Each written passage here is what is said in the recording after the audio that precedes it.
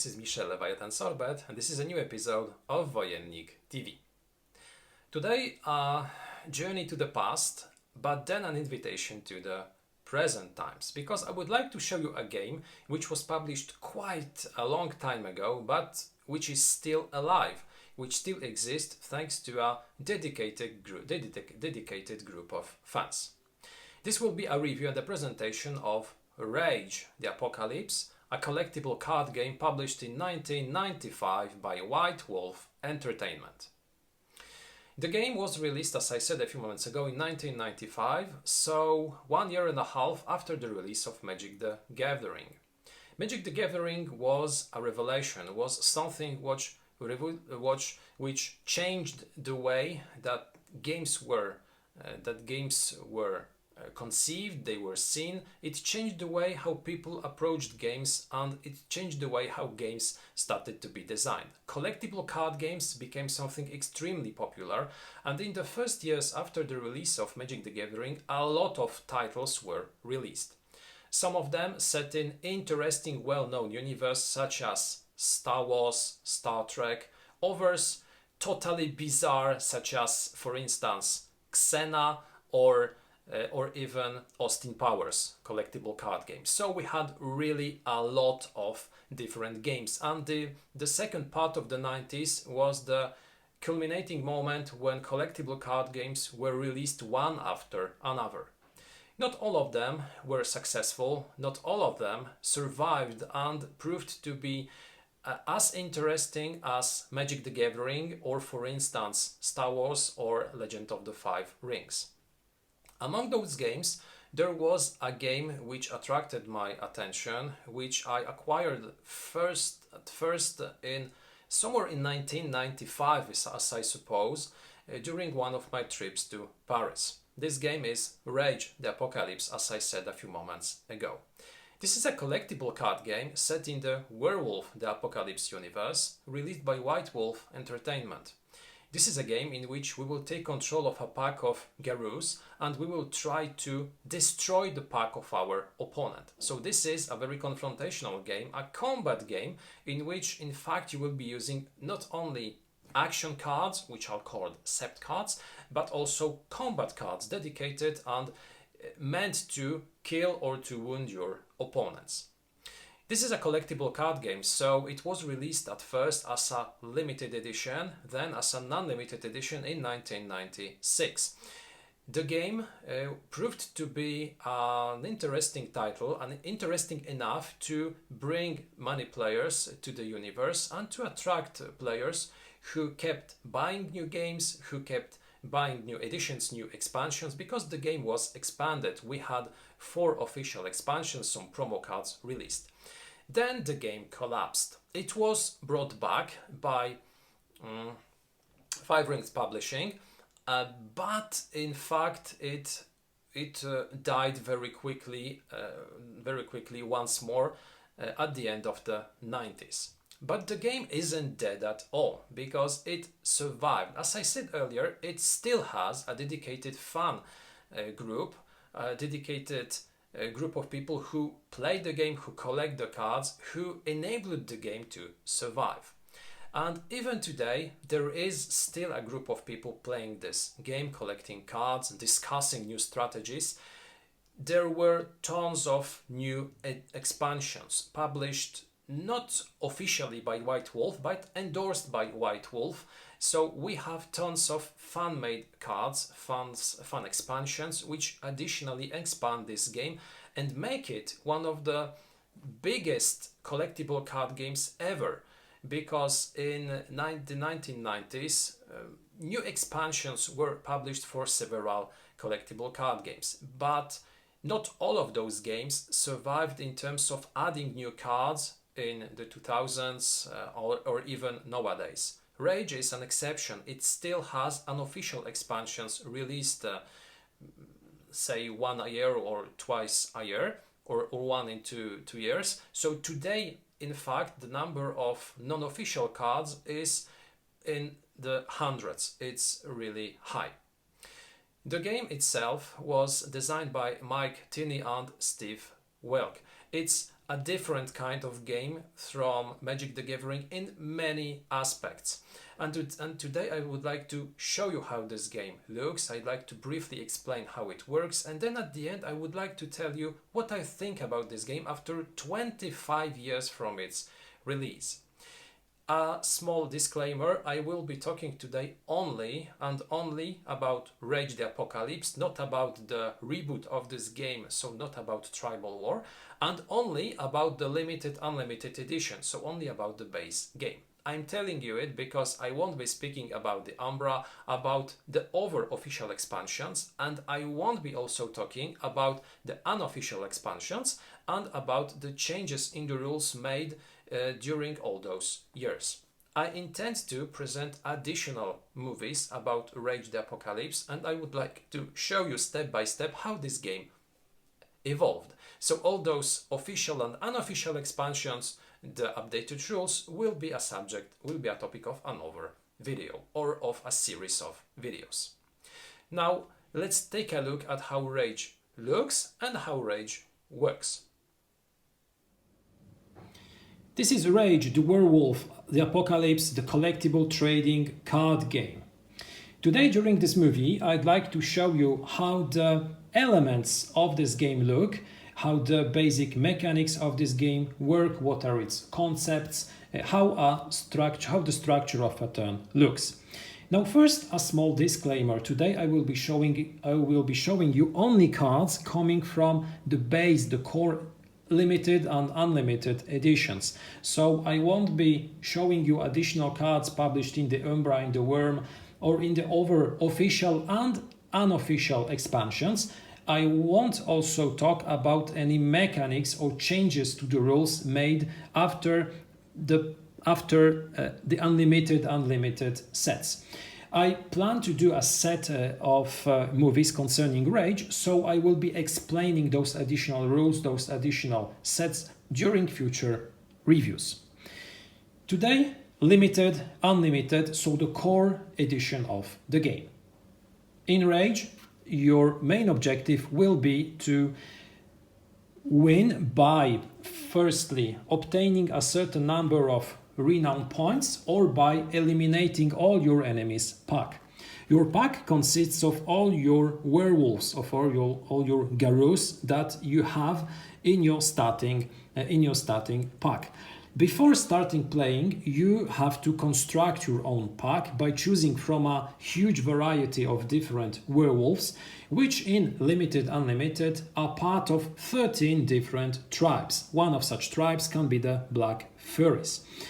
Each Garu has a card associated to him with his or her own name, with a certain number of renown points, which influence more than one thing, because renown is firstly the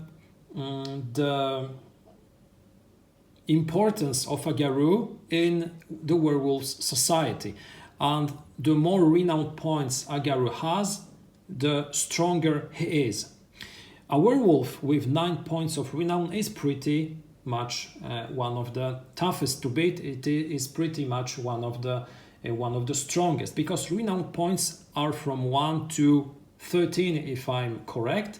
It is possible to also have Garus of higher renown, but due to certain events. Now, the number of renown points is important because before the game starts, you have to agree with your opponent how many renown points you will include in your pack. Normally it's 20 or more, but here I have prepared a very simple deck consisting of 15 renown points characters.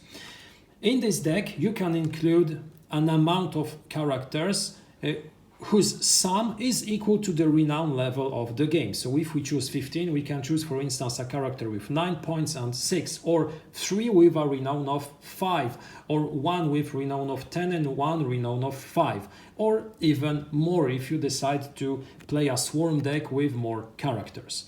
Each character is represented by his own card, each has his own or her name, a certain renown level, each has also a distinction telling us from which tribe such Garu comes from. We have 13 tribes in the basic edition.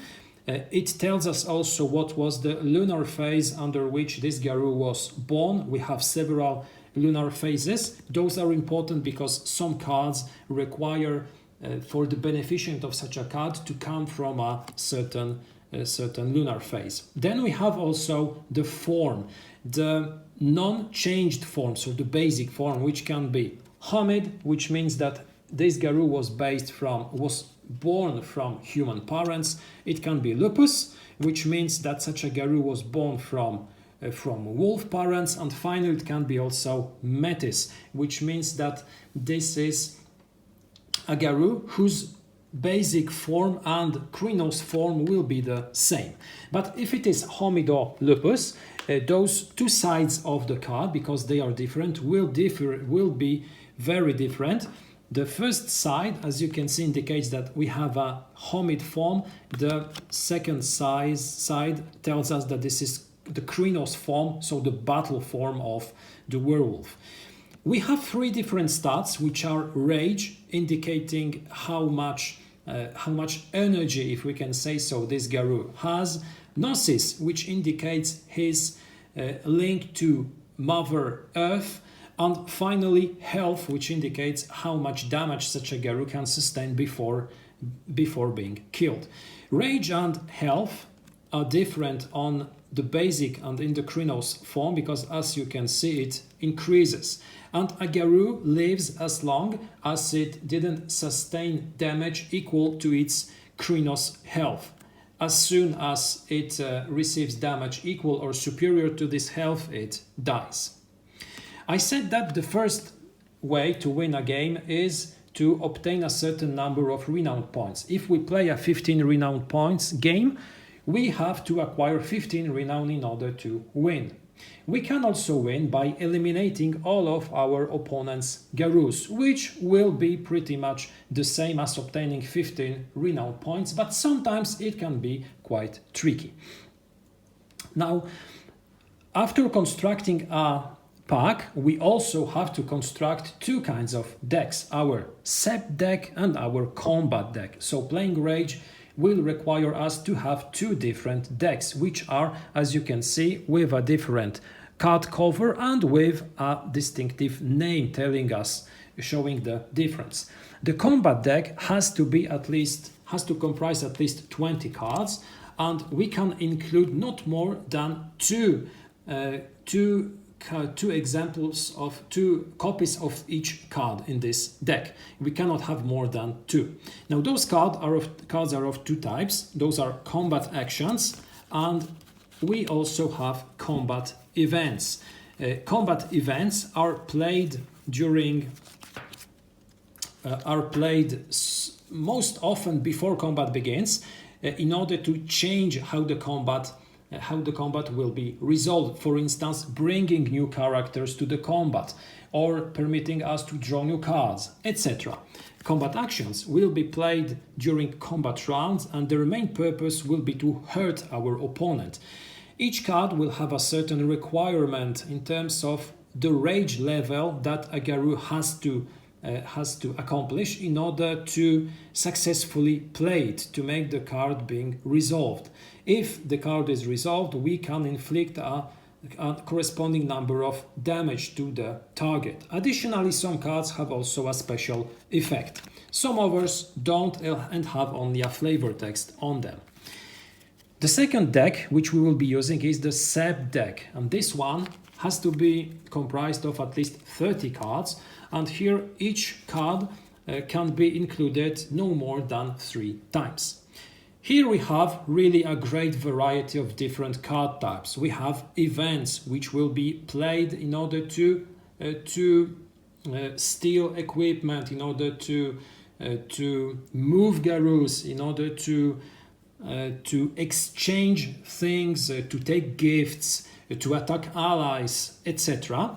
We have gifts which will be granted to our own Garou in order to in order to do a great variety of things. In general, each gift will have a certain requirement in the form of gnosis level, and sometimes additional requirements which the target of such a gift has to accomplish in order to be able to receive such a gift. We have past lives, which are the rarest cards in limited unlimited. There were 13 such cards in those sets, each one associated to one of the 13 tribes. Now those, as you can see, are ultra rare cards, foil cards. Rage, the collectible card game, if I'm correct, was the first collectible card game to include foils. And this is one of them, Lucky Piece, which is associated to the black furries. So with the ladies, with those ladies who are part of my pack.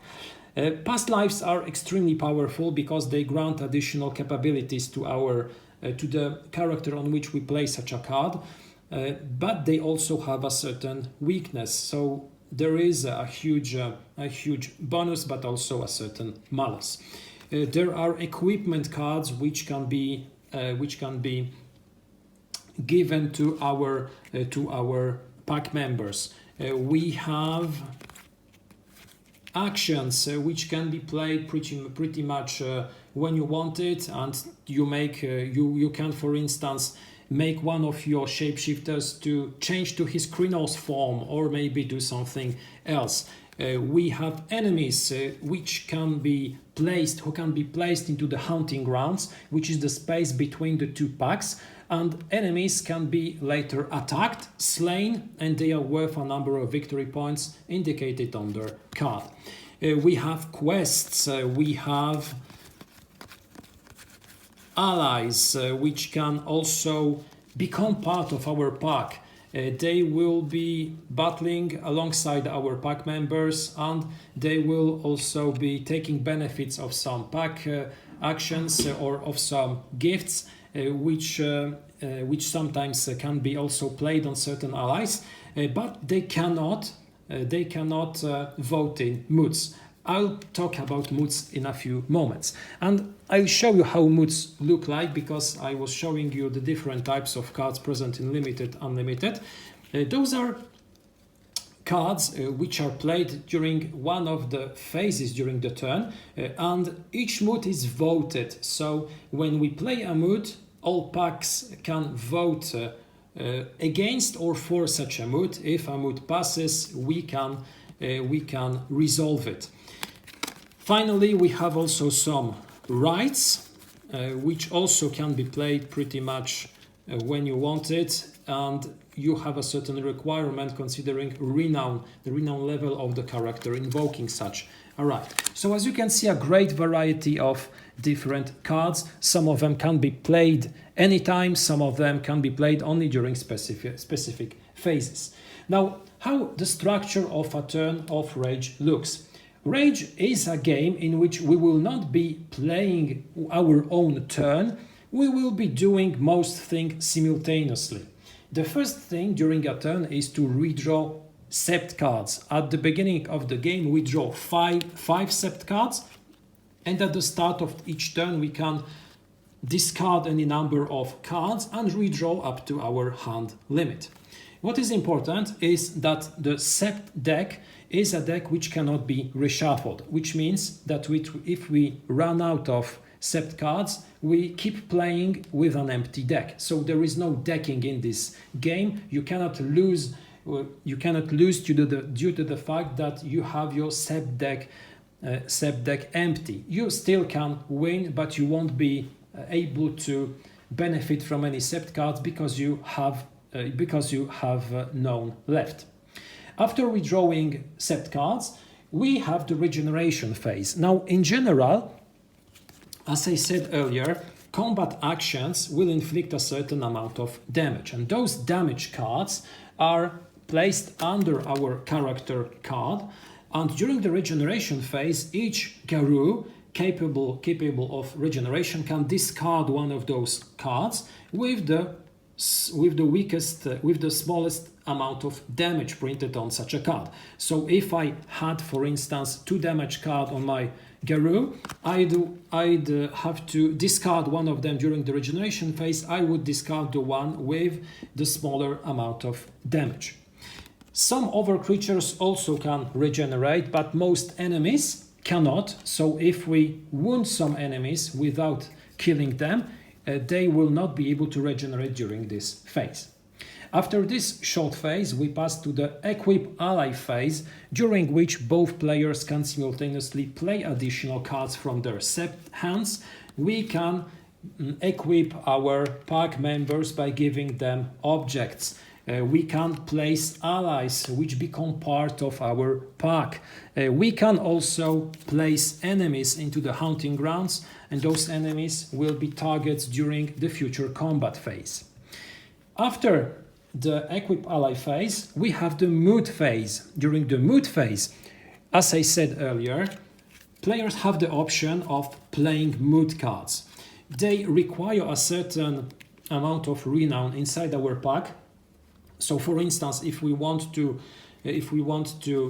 play a renown 2 level card, we have to have in our pack at least one pack member whose renown is 2 or more.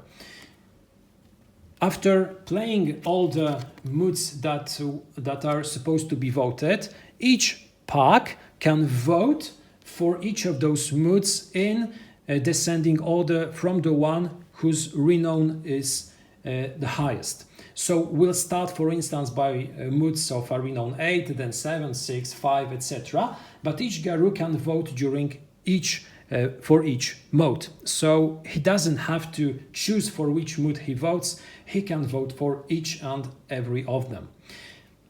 How this voting looks like. Each Garou, as I said a few moments ago, has a certain renown level, and this renown level indicates also the number of votes that such a Garou will have during the mood phase. So when we try to pass a mood, it is good to play it when we have more renown in our pack than our opponent. At the game's start, it's a tie because all packs have a renown level equal to the renown level of the game. But then, due to casualties, this equal number of renown levels can change, and then it's possible to successfully cast votes, to cast moods, because moods that tie fail. In order to successfully resolve a mood, you have to have more renown votes. You have to have more votes than your opponents. Now, in 2-player games, this is pretty much boring because at most times, as I said earlier, there will be a tie between both packs. In order to pass moods, you have to obtain an advantage. For instance, using additional equipment, which can increase the number of votes, or by giving some gifts, which can increase your renown level for voting purpose. But in general, this is a phase, this is a mechanics which works extremely well in 3, 4, 5, 6 player games. So when more than 2 players are involved, because at that point there will be some alliances between players, because they will be interested sometimes in passing votes or in voting against some moods. So this is a fun part of the game if you have the opportunity to play Rage in a group of more than 2 players. In 2-player games, it's still a valid mechanic, but it requires to take into consideration that at some points of the game you won't be able to successfully cast the moods that you have in your set deck. After the mood phase, we have the most bloody part of the game, the combat phase. At first, we draw 5 cards from our combat deck. If this is the 2nd, 3rd, 4th turn of a game, we can at first discard a certain amount of cards from our hand and redraw up to 5. Then we select our alpha. Now, each player simultaneously chooses their alpha, so chooses one of their pack members who will act as alpha during the current turn. When each player is ready, those alphas are pushed in the direction of the hunting grounds, and they will be the ones who will be acting. Now, in descending order, again looking at the renown level, alphas will have the opportunity to act. They will have the possibility to attack another alpha, and this alpha will have to accept. It cannot refuse such a fight. An alpha can also attack anything that is inside the hunting grounds, so for instance, an enemy placed there before. An alpha can also challenge another Garou who isn't acting as alpha, but this Garou can decline this challenge, and if he declines, the action of our alpha ends. There are other actions which are possible to be done by alphas according to additional rules introduced in later sets, but as I said at the beginning of this video, I won't be explaining them right now. I will be telling you more about them when in the corresponding movie. Now, after an attack is initiated, players have the option of playing combat events which can alternate or change the way how the combat should be resolved. So there are cards which enable us to bring other pack members in order to participate in the combat.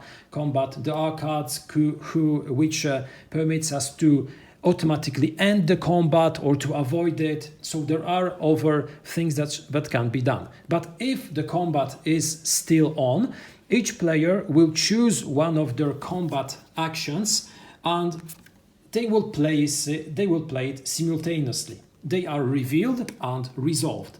Now, in order for a card to be successfully resolved, the rage level on such a card has to be equal or lower than the rage of the character playing it. So if I decided, for instance, to play a disembowelment by Julisha in her Homid form, that wouldn't be valid. Such a play is named a bluff. But a bluff can also be successful and it can resolve under two circumstances. The first one is if our opponent also bluffed, then both cards are successfully played and resolved. The second condition is when our opponent doesn't play any card. This is also considered as a bluff and our own card is successfully resolved. So basically it's possible to play cards which are higher or even a lot higher than your current rage, but it is always a risky move because you never know what your opponent will be playing. If a card is successfully resolved, we place it under the target to indicate the number of damage taken. If the damage is equal or higher than the character's rage or health level, this Garou automatically changes to its Krynos form. If the amount of damage is equal or higher than the Krynos form health, the character is instantly killed and it goes to our victory pile. After resolving a card, after a round, the attacker has the opportunity to withdraw, to end the combat instantly. But he can also decide to continue fighting. And if he does, both players from the cards remaining will again choose a card in order to play it during the current round. If the attacker withdraws, the combat ends and it's up to the next alpha to declare his action. The defender cannot retreat voluntarily. He can if he has some special cards enabling him to do so, but normally he has to stay put until the combat ends or until the attacker decides to withdraw. We play in this way, starting by a new redraw, then regeneration phase, up to the moment when one of the players accumulates a number of renown points equal to the renown level of the game, victory points equal to the renown level of the game, or when one of the players loses his entire pack, then he automatically loses. Those are pretty it, all the basic rules governing a play of Rage CCG. There are also other mechanics concerning, for instance, frenzy, some timing issues concerning cards, but now I'd prefer to tell you what I think about this game. I'd like to tell you why I love this game, but also what I think are a little bit weaker points of this old but very interesting CCG. Rage the Apocalypse is an exceptional collectible card game. Exceptional because it has an interesting, very brutal theme, and because it is a game which is still alive, thanks to a dedicated fan base. Those are the reasons why this game is still an interesting title and it is worth taking a look at. Now, during this conclusion, I'd like to tell you a few words about what I think are the strong points of this game, even after 25 years from its release, and what are its weaker points also. The first strong point which I'd like to underline is the quality of the elements, because Rage was published not a long time after Magic the Gathering, but compared to Magic the Gathering, I'd say that the quality of the cards is even higher. Those cards are extremely beautiful. They have an additional layer which makes them shiny compared to Magic the Gathering cards. Additionally, Rage the Apocalypse was, as far as I know, the first game in which we had foiled cards. There were, if I'm correct, 36 foiled cards released in Rage the Apocalypse. And they were released years before Magic decided to introduce those types of cards into their sets. So when looking at Rage, even today, we might say that this is a high quality game. Those cards, even after 25 years, are still of a high quality, and compared to nowadays cards published, for instance, in some living card games, are really top notch. There is a small question mark concerning the quality of the graphics on those cards, because those are of a high standard and of a lower standard. I'd say it's uneven. We have some really beautiful artwork, others are somewhat bizarre or even ugly, if I might say so. The second thing is that when looking at those cards, we clearly see that this is a very brutal game. This is a game which was released, in my opinion, without any censorship, both concerning the theme and concerning the artwork. This is really brutal, and for a kid who opens such a booster, who buys this game, seeing some bloody scenes might be something very surprising. So I'd say that this is one of the reasons why this game is an old school design. It was released in the 1990s, when those all additional rules governing the elements of correctness weren't present. We had those games, they are part of our culture, they are part of our history, and looking back at Rage when it was released, it was not actually very shocking, but it was very different from Magic the Gathering or from other games. It was very different, both in terms of the theme of the artwork, but also in terms of the mechanics used. This was a game in which we had 2 decks or even 3 types of cards. You had to have your own pack consisting of Garus. You had to have your own Seth deck and combat deck. 3 types of cards, which was quite unique at the time. When searching for other strong points of the game, apart the quality of those cards, apart from the fact that you have some interesting different gaming approach, I'd like to say that I think that a strong point of this game is its dynamics. It's a game very quick to play. You should end a game in 20-30 minutes. It's dynamic, it's a combat game, and even you have some different ways to acquire victory points using limited, unlimited. We had some rights, we had some moods which would grant you points.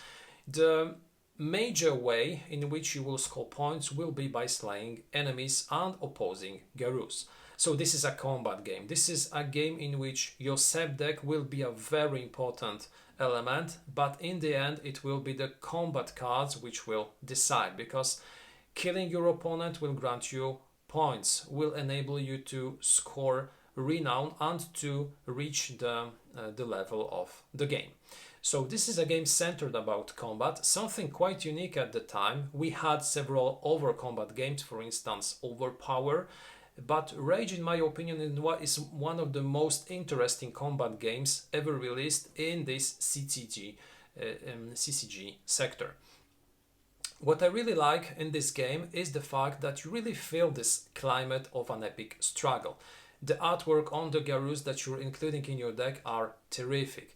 I said that the artwork is uneven. I'd say that in terms of the quality of the Garus, it's high, it's very interesting, it's very intriguing. And one of the things which really attracted me to this game and which I think appealed to many players is the fact that you have this homid or lupus form, and then when you take a certain amount of damage, you transform into this very brutal, very scary werewolf on the other side of the card. This was always also something quite unique at the time when the game was released, something which always attracted the attention of other players who, watching at how the game was played, was very intrigued by this transformation, by the fact that you are using several decks.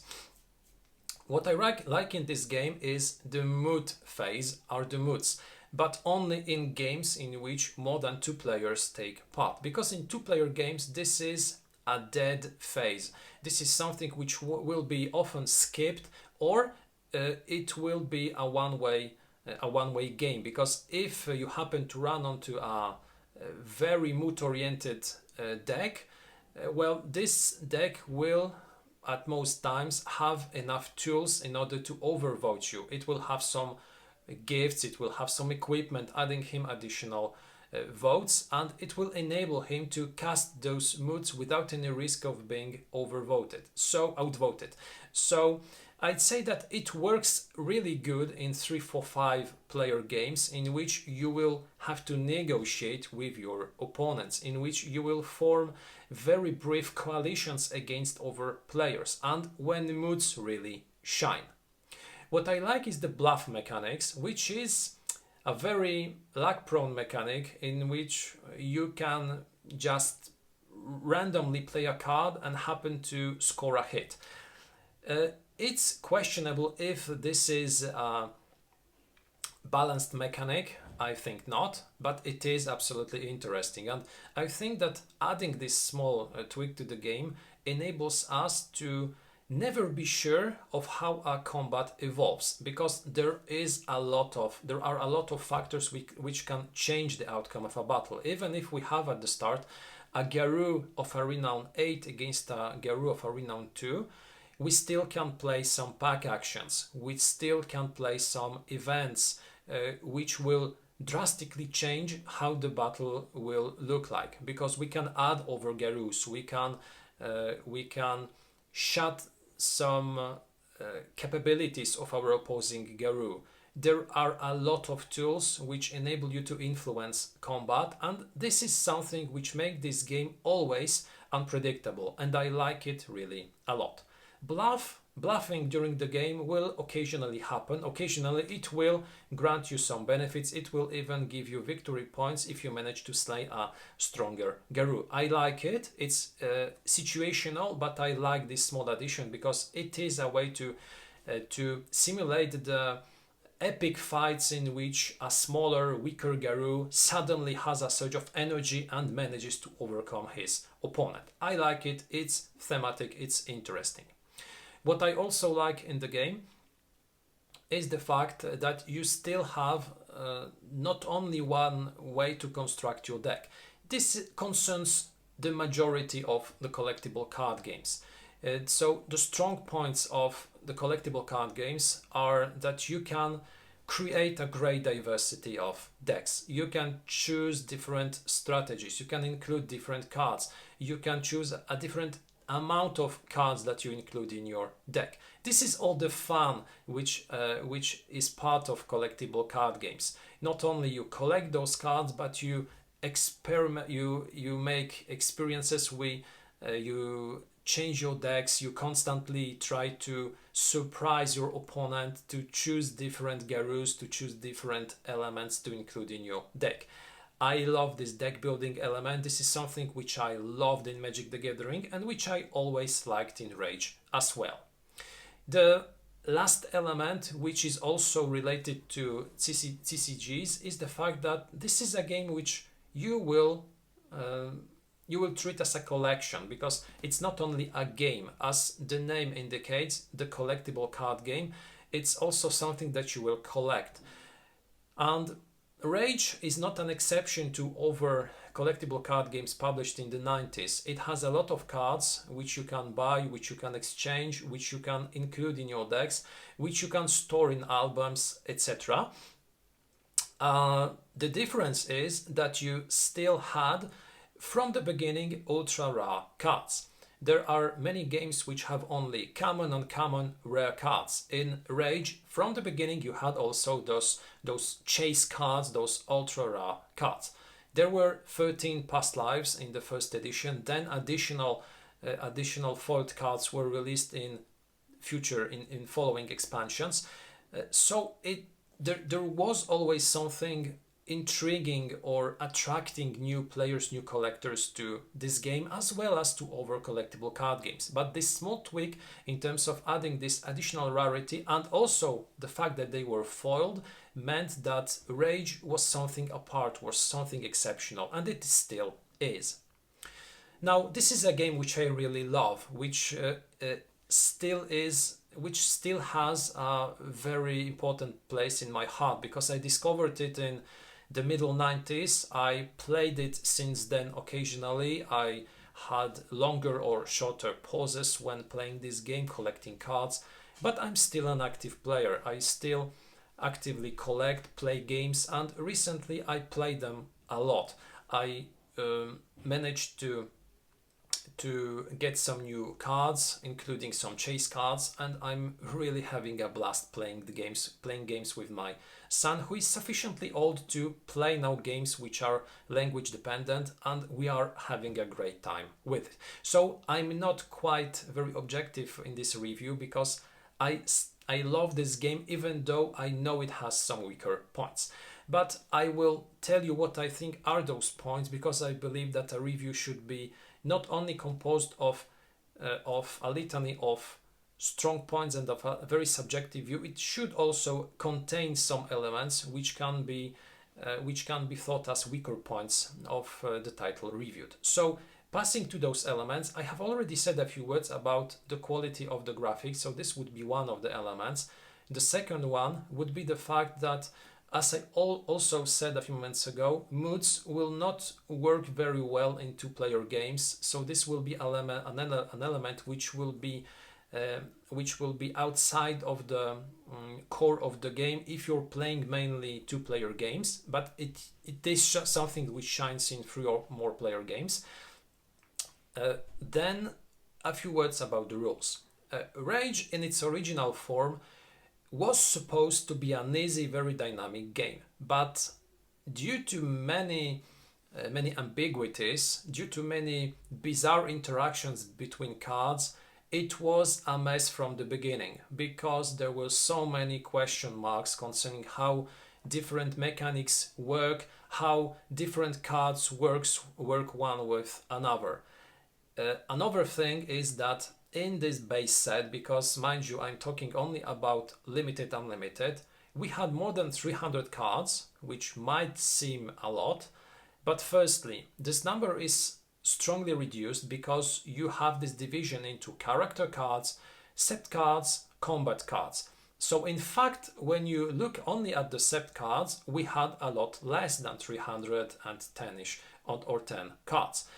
Then when we add another layer consisting of the fact that we had not less than 13 tribes in this edition, which were associated to some dedicated gifts, past lives, over cards which had some tribal requirements, we come to a conclusion that we had really a lot of things in this edition. We had many types of cards. We had gifts, rights, actions, events, allies, enemies, past lives, combat cards, etc. Even quests when looking at unlimited, because quests were introduced in the Umbra and were included in unlimited.